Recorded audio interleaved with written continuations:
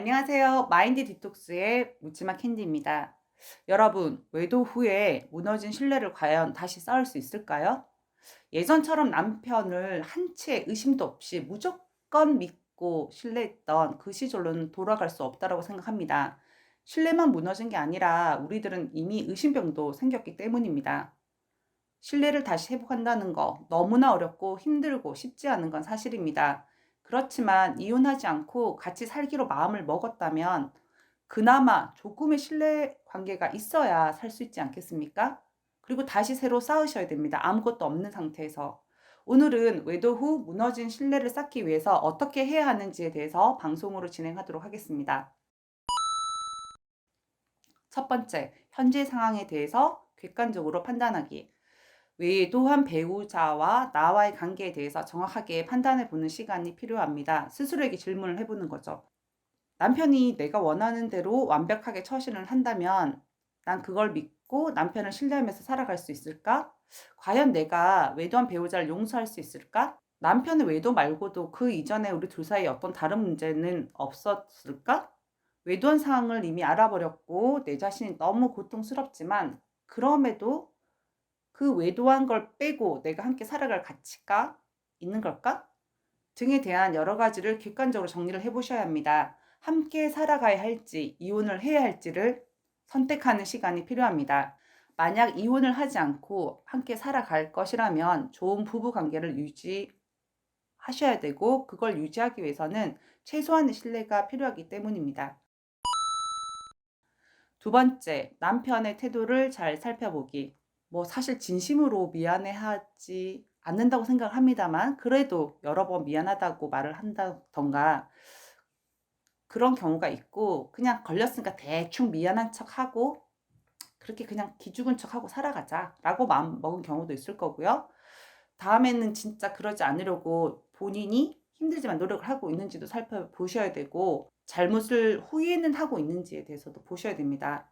아내분에게 상처를 준 것에 대해서 별로 미안한 마음도 없고 아무 일도 없었던 것처럼 행동하고 바람핀 이야기를 하면 불같이 화를 내는 등 반성이 전혀 없는 태도를 취한다면 굳이 계속 함께 이 남자랑 해야 하나? 그런 가치가 있는가? 그런 가치가 없는 거 아닌가라고 판단하는 것도 나쁘지 않습니다. 세 번째, 거짓말을 하거나 속이는 행동을 하는지 예의주시하기. 사실 신뢰는 이미 바닥을 쳤고 남편을 끊임없이 의심하는 의심병이 생겼습니다. 제가 항상 사악하다라고 표현하는 유형들은 대부분 남편분들이 말이 거의 없습니다. 그리고 저희들보다 포커 페이스도 훨씬 더 잘합니다. 말이 많고 빠른 사람들 중에 거짓말쟁이들 별로 없습니다. 캔디처럼요. 생각보다 말이 먼저 튀어나오거든요.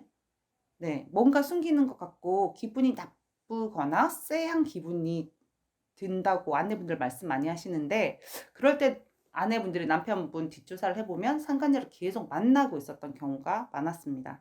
아내분들이 가장 힘들어하는 것이 이 부분입니다. 언제까지 이렇게 살아야 합니까? 언제까지 못 믿고 의심하고 살아야 합니까? 예의주시하는 목적 자체가 달라야 합니다. 또다시 불륜을 저지르면 난 너와 살지 않겠어. 이런 단호한 마음. 이런 마음으로 나는 남편에게 면죄부를 주었고 그 면죄부를 받고도 또다시 그런 행동을 한다면 난 너와 함께하지 않겠다. 이런 단호함. 그래서 난 너의 행동을 예의주시하는 것이다. 라는 마음이어야 합니다. 남편이 또다시 바람이 날까봐 안절부절 불안해하시는 것과는 다른 의미입니다. 아내가 그렇게 괴로워하는데 상간녀를 다시 만나는 남편과는 안 살아도 되겠죠? 이런 고민하셔야 된다는 겁니다. 네 번째, 나 자신의 상처와 아픔에 대해서 차분하고 논리적으로 말하기. 아내분들의 상처 말로 해서 뭐 하겠습니까? 근데 정작 그 상처를 준 남편들은 그게 어떤 상처인지를 잘 모른다는 것에서 문제가 발생합니다. 당해봐야 알죠. 안 당해보면 모르는 것이 배우자의 외도입니다. 상처에 대해서 감정이 올라와서 울기만 하거나 울분이 터져서 흥분하고 화부터 내면 남편들은 그 말을 전혀 듣고 싶어 하지도 않고 속으로 받아들이지를 못한다는 겁니다. 내가 무엇 때문에 상처를 받았고 다시 부부 관계에서 신뢰를 회복하려면 남편이 아내에게 어떠한 행동을 해줘야 하는지에 대해서 정확하고 구체적으로 말씀을 해주셔야 합니다.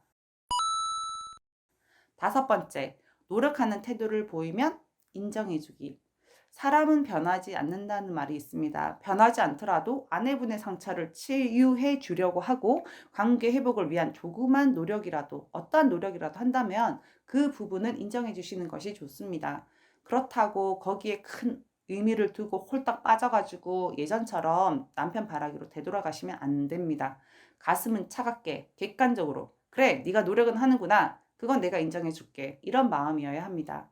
그 노력하는 시간이 점점 더 길어지고 변함이 없다면 남편에 대해 신뢰하는 마음을 조금씩 조금씩 열어주셔도 됩니다.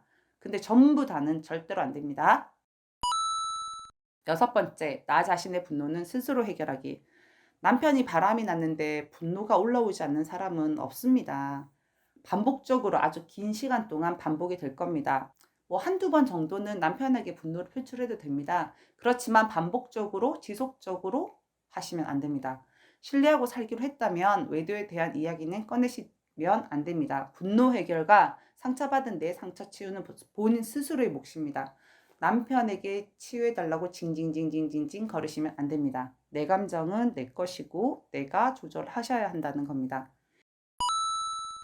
7번째, 남편에 대한 기대치 낮추기. 남편이 노력하는 모습을 보이면 기대치가 점점 더 높아집니다. 바람핀 남편에게 어떤 기대를 하시나요? 남편이 조금 잘해주면 더 잘해주기를 바라게 되고 그 기대에 부응하지 않았을 때 분노가 더 올라오는 것입니다. 제가 누누이 말씀드리는 것은 남편이 나한테 잘해주고 챙겨준다고 내가 행복한 여자가 되는 게 아니라는 겁니다. 내 행복은 철저하게 나 자신이 기준이 되어야 합니다. 남편이 잘해준다고 행복해지고 남편이 서운하게 대해준다고 불행한 게 아닙니다. 남편이 되돌아오고 나서 정말로 독립적으로 자신을 사랑하며 당당하고 멋진 아내로 변신하는 경우도 있고 여전히 남편을 바라보면서 남편에게 목을 매는 아내분들도 계십니다. 이렇게 힘든 고통의 시간을 통해서 아내분들은 스스로 자신을 더 사랑하고 아끼고 이걸 계기로 더 성장하셨으면 하는 것이 저의 큰 바람입니다. 네, 오늘은 한 7가지 정도로 신뢰를 회복하는 방법에 대해서 말씀을 드렸는데요. 결국 신뢰를 회복하는 것도 나 자신 본인의 몫이라는 생각이 듭니다. 네, 오늘 방송은 여기까지 하도록 하겠습니다. 네이버 카페에서 묻지마 캔디 마인드 디톡스로 검색을 해주세요. 상담을 통해서 여러분들의 문제 해결에 실질적인 솔루션을 제공해 드리겠습니다. 배우자의 외도를 극복하는 법과 단계별 마음 치유와 성장이라는 주제로 여러분들에게 다가가는 카페가 되겠습니다. Have a sweet mind detox. 다음 방송일에 우리 또 만나요. 안녕.